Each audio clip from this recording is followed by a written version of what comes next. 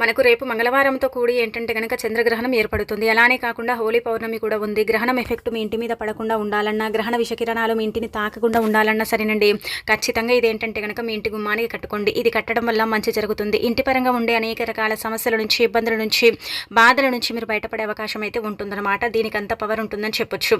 గుమ్మానికి ఇది కట్టడం వల్ల ఇంట్లోకి చెడు శక్తులు కూడా ప్రవేశించవండి. ఇంటి పరంగా బాగా కలిసి వస్తుంది. ఇంట్లో ఇబ్బందులు లేకుండా ఉండటానికి ఈ యొక్క పరిహారం అనేది మీకు చక్కగా ఉపయోగపడుతుంది అనమాట. చాలా మంది కూడా ఏంటంటే చెప్పాలంటే గ్రహణం ఎఫెక్ట్ మా ఇంటి మీద పడుతుందేమో, గ్రహణం వల్ల మాకు చెడు జరుగుతుందేమో అని భావించుకుంటూ ఉంటారు కదా. అయితే అలాంటి వాళ్లకు ఈ పరిహారం అనేది చక్కగా సిద్ధిస్తుందని శాస్త్రాల్లో చెప్పబడుతుందండి. ఇది కట్టడం వల్ల ఏంటంటే గ్రహణ విషకిరణాలు ఉంటాయి కదా, గ్రహణం అనేది విషకిరణాలను వెదజల్లుతూ ఉంటుందన్నమాట. ఆ కిరణాలు ఏంటంటే మన ఇంటిని తాకుతూ ఉంటాయి. మన ఇంటిని తాకినప్పుడు ఏంటంటే కనుక మన ఇంట్లో కొన్ని సమస్యలు ఏర్పడుతూ ఉంటాయి. కొన్ని సమస్యలు ఏంటంటే క్రియేట్ అవుతూ ఉంటాయి కదా, వాటి నుంచి మనం విముక్తి కలిగించుకోవాలంటే ఖచ్చితంగా గుర్తు పెట్టుకొని ఇదైతే కట్టుకోండి. ఇదేంటంటే అలాగే ఉంచేసుకోవచ్చు, గ్రహణం తర్వాత కూడా తీసేసి పడేసుకోవచ్చు అనమాట. మన ఇష్టానికి తగ్గట్టుగా మనం చేసేసుకుంటే సరిపోతుంది. కాబట్టి ఖచ్చితంగా ఇంటి గుమ్మానికి అయితే ఇది కట్టండి. ఇక ఆ తర్వాత ఏంటంటే కనుక గ్రహణం రోజు ఎలాంటి నియమాలు పాటించాలి, అలానే కాకుండా గుమ్మానికి ఏం కట్టాలో తెలుసుకునే ముందు ఒక చిన్న రిక్వెస్ట్ అండి, వీడియోని పూర్తిగా చూడండి, నచ్చితే లైక్ చేయండి, కొత్తగా చూస్తున్నట్టయితే సబ్స్క్రైబ్ చేసుకోండి. అయితే మనకు మంగళవారంతో కూడి ఏంటంటే కనుక గ్రహణం ఏర్పడుతుంది. ఇది రాహుగ్రస్త చంద్రగ్రహణం. ఈ గ్రహణం ఏంటంటే చెప్పాలంటే చాలా చాలా పవర్ఫుల్ అండి. కొన్ని వందల సంవత్సరాల తర్వాత ఏర్పడుతుందన్నమాట. అందుకే ఈ గ్రహణం మనకు 3 గంటల నుంచి 7 గంటల వరకు ఉంటుంది. కానీ మనకు చెప్పాలంటే కనుక ఇక్కడ మనకు వచ్చేసి 6 గంటల సమయాలలో గ్రహణం అనేది కనిపించే అవకాశం అయితే ఉంటుందని మనకు శాస్త్రాల్లో చెప్పబడుతుందన్నమాట. వేద పండితులు కూడా అదే చెబుతున్నారు. ఇక ఆ తర్వాత ఈరోజు మీరు ఉదయాన్నే ఎలాగో ఏంటంటే మన ఇంట్లో మనము అంటే ఊడ్చడం, తూడ్చడం ఇదంతా కూడా చేస్తాం కదా. చేసేటప్పుడు ఏంటంటే గుమ్మం దగ్గర ఒక నిమ్మకాయని పెట్టి ఉంచండి. అలా ఉంచడం వల్ల మంచి జరుగుతుంది. అలానే కాకుండా ఇల్లుని మాపు వేసేటప్పుడు ఉదయం పూటే పసుపు, అలానే కాకుండా మనము రాళ్ళ ఉప్పుని కలిపి ఇంటిని క్లీన్ చేసుకోండి. ఆ అనంతరం వచ్చేసి ఏంటంటే మీ ఇంటి అంటే గుమ్మం దగ్గర మీరేంటంటే కనుక చక్కగా ఇప్పుడు చెప్పేది ఇది కట్టుకోండి. అయితే గ్రహణం రోజు నియమాలు పాటించాలని చెప్పాం కదా. నియమాలంటూ ఏమి పెద్దగా లేవండి. గ్రహణానికి ముందు ఏంటంటే కనుక మీరు అన్నాన్ని తినకూడదు. అంటే 1 గంట ముందు ఏది కూడా తినకూడదు, తాగకూడదు. అలా చేస్తే మనం తినటం తాగటం చేస్తే మనకేంటంటే ఈ జీర్ణకోశకు సంబంధించిన అంటే సమస్యలు ఉంటాయి కదా, వేర్పడతాయి అనమాట. గర్భిణీ స్త్రీలు ఖచ్చితంగా జాగ్రత్త వహించాలి. జాగ్రత్త తప్పనిసరిగా పాటించాలి.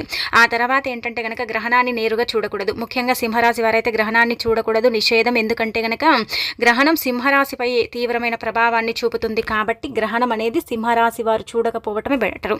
సింహరాశి వారు గ్రహణం తర్వాత ఖచ్చితంగా ఏంటంటే స్నానం చేసి ఏదైనా ఆలయానికి వెళ్ళి అక్కడ 1 కిలో బియ్యం కానీ, లేదంటే కనుక కందులు కానీ, మినుములను కానీ దానం చేస్తే మంచిది. మీకు మంచి ఫలితాలు వస్తాయి. కన్యా రాశి వారు, మిథున రాశి వారు, అలానే కాకుండా వృషభ రాశి వారు, తులా రాశి వారు, కుంభరాశి వారు కూడా గ్రహణం తర్వాత ఇవి దానం చేస్తే మంచి జరుగుతుందని మనకు శాస్త్రాల్లో చెప్పబడుతుంది. వేద పండితులు కూడా మనకి ఇదే చెబుతున్నారు. గ్రహణం వల్ల ఏంటంటే కనుక కొంచెం చెడు జరిగినప్పటికీ కూడా ఇవి దాన ధర్మాలు చేయటం వల్ల మంచి ఫలితాలు వస్తాయి. గ్రహాలు శాంతించి గ్రహాల అనుకూలత ఉంటుందని చెప్పుకోవచ్చు. కాబట్టి తప్పకుండా ఇలా ప్రయత్నించండి. నల్లటి వస్త్రాలు ధరించకండి. ఇంట్లో ఏంటంటే కనుక టమాటాల కూర, ఎర్రపప్పుని అంటే మసూరుపప్పు అంటాం కదా, అది వండుకోకూడదు. గుమ్మడికాయ, పొట్లకాయను కూడా వండకూడదు. అవి కూడా ఏంటంటే కనుక మనకు చెడుని కలిగిస్తాయి. కాబట్టి వాటిని నిషేధించండి. గోర్లు కత్తిరించడం, జుట్టు కత్తిరించుకోవటం ఇలాంటివి కూడా చేయకూడదండి. దూర ప్రయాణాలు కూడా చేయకూడదు. అయితే గ్రహణం రోజు ఖచ్చితంగా ఏంటంటే కనుక మీరు ఇది ఇప్పుడు మనం చెప్పే విధంగా గుమ్మానికి ఇది కట్టండి. ఇది కట్టడం వల్ల మంచి జరుగుతుంది. గ్రహణం ఏంటంటే కనుక మన ఇంటిని తాకలేదు. కాబట్టి ఒక ఎరుపు రంగు వస్త్రం తీసుకోండి. అందులో ఒక కొబ్బరికాయ పెట్టండి. దానిపైన స్వస్తి గుర్తు కుంకుమతో వేయండి. అంటే స్వస్తి గుర్తు వేయకపోయినా పర్వాలేదు, కొబ్బరికాయ చిన్నది పెట్టండి. ఒకవేళ మీకు ఆ సమయాలలో కొబ్బరికాయ లేకపోతే మీరు నిమ్మకాయ, కుంకుమ, 1 స్పూన్, పసుపు 1 స్పూన్, అలానే కాకుండా 1 స్పూన్ అంతా అంటే 1 గుప్పెడంత రాళ్ళ ఉప్పుని పోసేసి మూట కట్టి డైరెక్ట్గా కట్టొచ్చండి. లేదు మా దగ్గర కొబ్బరికాయ ఉందంటే పెట్టుకోండి. కొబ్బరికాయ కూడా మనకు ఏంటంటే చాలా చక్కగా అద్భుతంగా ఉపయోగపడుతుందండి. ఈ నిమ్మకాయ ఏం చేస్తుందంటే కనుక గ్రహణం నుంచి మనకు ప్రొటెక్ట్ చేస్తుంది. అంటే గ్రహణ విషకిరణాలు అనేవి మన ఇంటి మీద పడకుండా ఆపుతుంది. కుంకుమ, పసుపు మంగళకరమైనది, చెడుకరం అంటే మంచి చేస్తుంది. మంగళకరమైనది, శుభకరమైనది, శుభాలను సూచిస్తుంది, అశుభాలను దూరం చేస్తుంది, అద్భుతమైన ఫలితాలను తెచ్చిపెట్టి మన జీవితాన్ని మారుస్తుంది అనమాట. రాళ్ళ ఉప్పు గురించి మనం ఎంత చెప్పుకున్నా తక్కువే కదా. రాళ్ళ ఉప్పు అనేది చాలా చాలా శక్తివంతమైనది అనమాట. అందుకే రాళ్ళ ఉప్పుని కల్లుప్పు, రాక్ సాల్ట్ అని పిలుస్తూ ఉంటారు. దొడ్డుప్పు కూడా అంటూ ఉంటారు. ఒక్కొక్కరు ఒక్కొక్క రకంగా పిలుస్తారు, ఒక్కొక్క ప్రాంతాన్ని బట్టి పిలుస్తారు. కాబట్టి ఎలా పిలిచినా పర్వాలేదండి. ఉప్పుని మాత్రం ఖచ్చితంగా ఏంటంటే కనుక మీరు అంటే గుప్పెడంత పొయ్యండి. మీ ఒక కుడి చేతితో కానీ ఎడమ చేతితో కానీ గుప్పెడు ఉప్పు, 1 స్పూన్ కుంకుమ, 1 స్పూన్ పసుపు, 1 నిమ్మకాయ, చక్కగా ఎల్లో కలర్లో ఉండే నిమ్మకాయ పెట్టుకోండి. కొబ్బరికాయ ఉంటే ఖచ్చితంగా పెట్టండి. కొబ్బరికాయ లేకపోతే వదిలేయండి, కానీ కొబ్బరికాయ అయితే పెట్టండి. ఇలా పెట్టేసి మూట కట్టి ఆ మూటని ఇంటి సింహద్వారం దగ్గర వేలాడదీసి ఇంకా మీరేంటి ఏంటంటే కనుక గమ్మునైపోండి. చూడండి ఎంతలా ఫలితం వస్తుంది, ఎంతలా మీకు ఏంటంటే కనుక ఫలితం అనేది కనిపిస్తుంది. మీరే మీ కళ్ళతో ఆశ్చర్యపోతారు. అంత చక్కగా పనిచేసే పరిహారం. అలానే కాకుండా మంచి ఫలితాలతో పాటు మీ ఇంటి పరంగా ఉండే చెడు సమస్యలు కూడా పోతాయి. మన ఇంటి మీద ఏంటంటే కనుక మనం అంటే గిట్టని వారు కావచ్చు, శత్రువులు కావచ్చు, ఎవరైనా కావచ్చు, మనం బాగా బ్రతికితే చూడలేని వారు ఏంటంటే కనుక మన ఇంటి పైన చెడు ప్రయోగాలు చేస్తూ ఉంటారు. దానివల్ల మనం ఎంత సఫర్ అవుతాం, ఎంత ఇబ్బంది పడిపోతాం అది మనకు మాత్రమే తెలిసి ఉంటుంది కదా. అలా జరగకుండా ఉండాలంటే ఖచ్చితంగా గుర్తుపెట్టుకోండి, ఇదైతే గుమ్మానికి కట్టుకోండి. దీనివల్ల మంచి జరుగుతుంది కానీ చెడైతే జరగదు. ఎందుకంటే ఇది మన ఇంటిని కాపాడుతూ ఉంటుంది. మనకు ఒక అంటే చెప్పాలంటే కనుక అంటే ఇలా ప్రొటెక్ట్ చేస్తూ ఉంటుందండి. అలానే కాకుండా ఏంటంటే కనుక మన ఇంట్లోకి చెడు అనేది రాకుండా చేయటానికి ఆ గ్రహణ విషకిరణాలు, ఆ రేడియేషన్ ఉంటుంది కదా, అది చాలా చాలా పవర్ని కలిగి ఉంటుందండి. అదేంటంటే మన దగ్గరికి రాకుండా మనని ఇబ్బంది పెట్టకుండా ఉండటానికి ఈ పరిహారం అనేది చక్కగా పనిచేస్తుందని మనకు శాస్త్రాల్లో చెప్పడం జరుగుతుందన్నమాట. అలానే కాకుండా శాస్త్రాల ప్రకారం ఏంటంటే ఇది గుమ్మానికి కట్టి ఇంకా వెంటనే తీసేయొచ్చు. గ్రహణం అయిపోయిన తర్వాత ఇల్లంతా కూడా శుద్ధి చేసుకుని ఇది పడేయొచ్చు. లేదంటే ఉంచుకోవాలనిపిస్తే మీరు ఏంటంటే ఒక 15 రోజులు 20 రోజులు పెట్టుకొని కూడా తీసేయొచ్చు. ఒకవేళ మీ ఇంటి పరంగా ఏదైనా చెడు ఉంటే ఆ నిమ్మకాయ కుళ్ళిపోతుంది, కొబ్బరికాయ పెడితే అది కూడా కుళ్ళిపోతుంది. లేదు బాగానే ఉందనుకుంటే ఏవి కుళ్ళిపోకుండా మీరు ఎలాగైతే పెట్టారో అలా నిగనిగలాడుతూ ఉంటుంది, అసలు వాడిపోవన్నమాట. అంత చక్కగా ఉంటాయి. కాబట్టి ఇది కూడా మీరు గమనించుకోవచ్చు అనమాట. ఇక్కడ కూడా మనకు తెలిసిపోతుంది మన ఇంటిపైన ప్రయోగాలు జరిగాయా లేదా, మన ఇంటి పరంగా ఎలా ఉంది, ఏం జరుగుతుంది అనేది ఏంటంటే మనకు అర్థమైపోతుంది. కాబట్టి ఖచ్చితంగా అండి చేసేసి రిజల్ట్ అనేది పొందండి. తప్పకుండా మార్పు అనేది వస్తుందన్నమాట. గ్రహణం వల్ల ఎఫెక్ట్ అయితే ఉండదు. గ్రహణ విషకిరణాలు కూడా మీ ఇంటిని తాకకుండా మీ ఇంటిని కాపాడుతూ ఉంటాయన్నమాట. కాబట్టి ఇది చేసుకోండి. ఇక తర్వాత ఇక్కడ ఏంటంటేనండి ఇక్కడ గుర్తు పెట్టుకోండి, మీరు ముఖ్యంగా ఇంట్లో ఇది కట్టిన తర్వాత కూడా గ్రహణం అయిపోయిన తర్వాత ధూపం వేయండి. ధూపం వేస్తే మంచిది. ధూపం వేయటం వల్ల నలుమూలల్లో దాగుండే దృష్ట శక్తులన్నీ కూడా తొలగిపోతాయి. గ్రహణం ఎఫెక్ట్ అనేది మీ మీద ఉండదు. ధూపం వేయటం వల్ల మంచి జరుగుతుంది, మంచి ఫలితాలు కూడా వస్తాయని మనకు శాస్త్రాల్లో చెప్పడం జరుగుతుందన్నమాట. అందుకే ఖచ్చితంగా ఇంట్లో ఏంటంటే ధూపం వేయండి. ధూపం ఏంటంటే ధూప్ స్టిక్స్తో వేయటం వల్ల ఏం లాభం ఉండదు.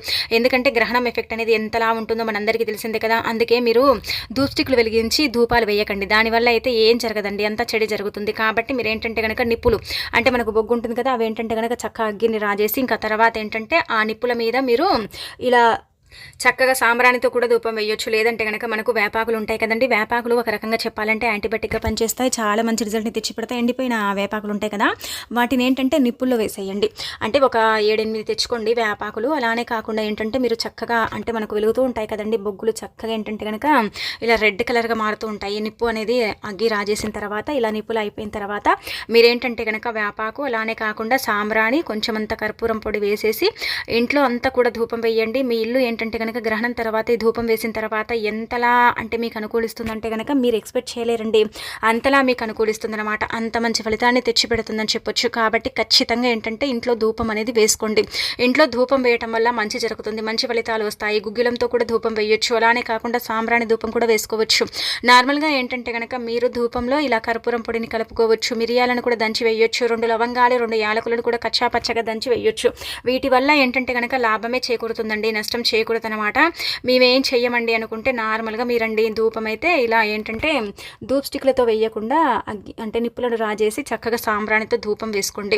ఇంటి పరంగా బాగుంటుంది, మీ పరంగా బాగుంటుంది, మీ ఇల్లు మీకు అనుకూలిస్తుంది, ఇంటి వాతావరణం కూడా చక్కగా ఉంటుంది. ఇంట్లో ఇబ్బందులు అనేవి లేకుండా ఉండటానికి కూడా ఈ పరిహారం అనేది మీకు చక్కగా పనిచేస్తుంది అనమాట. ఈ యొక్క ధూపమే ఏంటంటే మీ ఇంట్లోకి చెడు అనేది ప్రవేశించకుండా చేయడానికి ఉపయోగపడుతుంది. కాబట్టి గ్రహణం అయిపోయిన తర్వాత వేయండి. గ్రహణానికి ముందు వేస్తే ఎలాంటి లాభాలు ఉండవు, కానీ గ్రహణం మొత్తం అయిపోయిన తర్వాత ఇల్లు శుద్ధి చేసుకొని స్నాన కార్యక్రమాలు చేసి దేవుడి పటాలన్నీ కూడా క్లీన్ చేసుకున్న తర్వాత మనం దీపం పెట్టుకున్న తర్వాత ధూపం వేసుకోవాలి. అంటే దీపం పెడితేనే వెయ్యాలా అంటే కనుక దీపం పెట్టకపోయినా వేసుకోవచ్చు, ఏం కాదు, పర్వాలేదు అనమాట. ఆ తర్వాత ఈ రోజున ఏంటంటే మీరు ఇలా గుర్తుపెట్టుకోండి, ఈ గ్రహణానికి ముందు అంటే ఆహార పదార్థాలపైనండి దర్బలంటే గరిక అంటాము, దర్బలు అంటాం కదా, అవేంటంటే తినే ఆహారాల అంటే పదార్థాలపైన, నిల్వ ఉండే పచ్చళ్ళపైన, కూరలపైన, అలానే కాకుండా నీళ్ళపైన ఇదంతా కూడా వేసుకోండి.